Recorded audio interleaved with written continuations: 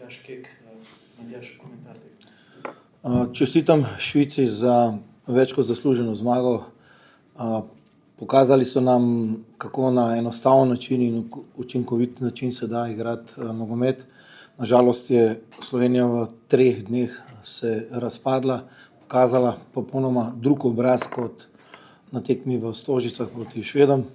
Tudi to se v nogometu dogaja, ampak način, kako smo dobili prva 2 gola, se enostavno na tem nivoju ne smeš dovoliti, ker potem seveda si v zaostanku in potem je bilo na momente zelo težko, ampak čez en mesec je nova tekma in zdaj je treba pokazati tudi karakter, ne. In če smo govorili, da smo ekipa v dobrem in slabem, to danes je bilo slabo, več kot slabo. Tudi govor telesa posameznikov ni bil tisti, ki si bi zaslužil reprezentančni dres, ampak tudi to je del našega življenja, našega športa. Tako da še enkrat res Švica je pokazala res tisti nogomet, ki je enostaven, ki misliš, da se ne more pravzaprav nič zgoditi, ki ne rabi zvezd 150, 100 milijonov, pa lahko igraš zelo učinkovito in prideš do rezultatov, ki jih imajo oni v zadnjem času. Hvala lepa, gremo na vaša vprašanja. Gospod selektor, kje se je od načrta pred tekmo, pogovora pred tekmo pa do začetka tekme to zgubili, kar smo pol tekme? No, saj sem rekel, razpadla se je tista moč, ki jo imamo, ta ekipa, ne, ki je delovala dalj časa, se je razpadla pravzaprav po 2 prekinitvah, ne. In dejstvo je, da smo bili v vsakem momentu prepočasni, zamujali, da v tisti igri 1-1 dobimo 2 gola, čeprav so iste gole dali proti Kosovu in smo jim pokazali, ampak to so stvari, momenti, in če nisi pravi z dušo in s telesom v tekmi, se ti zgodi to, kar se je zgodilo. Ste kar prav, danes se je izgubila ta ekipa. Dogajalo se nam je že to v preteklosti, sicer bolj redko, ampak tudi to moramo dobro zdaj razmisliti, analizirati, da se take zadeve več ne zgodijo, predvsem pa, če je treba najti tudi igralce, ki bodo seveda poskušali tudi pri 0-3 dostojno igrati v dresu. Naslednje vprašanje. Gospod selektor, ko ste po petkovi tekmi, pa tudi včeraj pred tekmo napovedali oziroma govorili o utrujenosti, o dvomu v energijo določenih nogometašev, da lahko odigrajo 2 tekmi tako na takšnem energetskem nivoju, je marsikdo pričakoval kakšno menjavo več v prvi 11-terici, je zdaj nekaj to, o čem še razmišljate oziroma? Ne, eno je, kar jaz vidim v treningu, pa kaj govorim, tudi govorim za njihove medije, za njihovo razmišljanje. Dejstvo je, da so 4 ali 5 jih je igralo 60, 65, 70 minut v Stožicah, ne, in na koncu koncev tudi to je tekma za, bom rekel, prekaljene borce in na žalost je pač danes krenilo od začetka vse narobe, se pravim. Proti Švici zaostajati z 2-0 po 2 standardnih situacijah, po 20 minut, 25 minutah, to je težko, ne, in ravno to smo opozarjali in to se pripravljali in zgodilo se nam je ravno to, ne.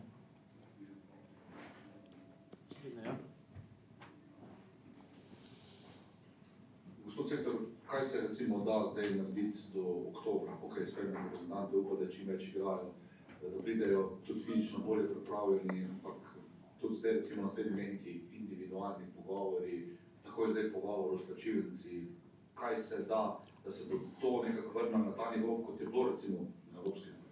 Se pravim, nismo prvič v takšni situaciji. Dejstvo je, ne, da je čas ni najbolj ugoden zaradi vsega tega, kar se je pač dogajalo posameznikom, ampak jaz sem rekel, za reprezentanco se dajo sigurno izgarati takšne 2 tekme. To danes mi ravno to manjkal, ta govor telesa pri posamezniku, ki ni bil dober.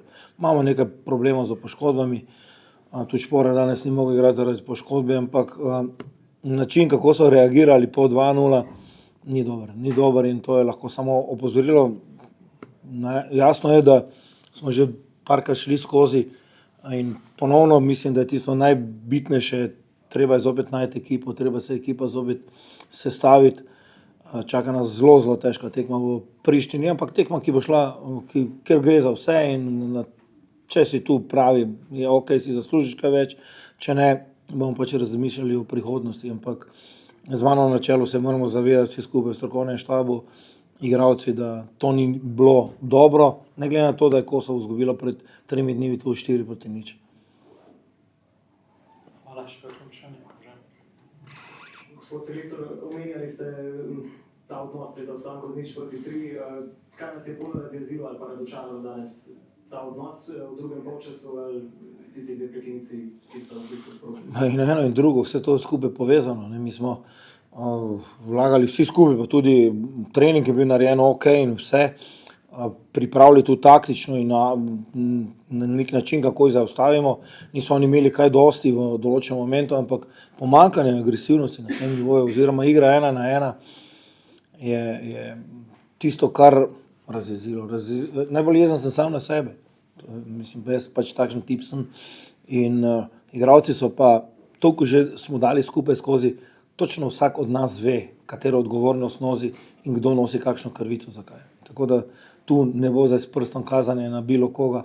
Odgovornost za vse to skupaj je moja, ampak se pravim, v 3 dneh 2 različna obraza, spomnite se samo Osla, pa še bi lahko naštel par takih tekem, ko enostavno si nočemo priznati, da lahko igramo samo na en način in samo, ko daš vse od sebe, potem lahko razmišljaš o nečem pozitivnem. Hvala. Questions from the home media? Še kakšno vprašanje? Hvala.